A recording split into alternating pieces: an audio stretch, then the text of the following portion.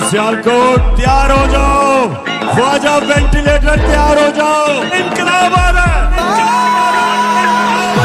इनकलाब आ रहा है। रब दिया रखा तू जित जाना है, तेरे पुत्र नाल ने मां तुझे सलाम, तेरे नाल दिया ने तेरे नाल पड़ा ने तू जित जाना है मां तुझे सलाम। कान ठोक के सुन लो ख्वाजा से, मैंने सियासत जरूर छोड़ी है, मैं अपनी माँ का साथ नहीं छोड़ूंगा, मैं अपनी माँ के साथ खड़ा हूँ।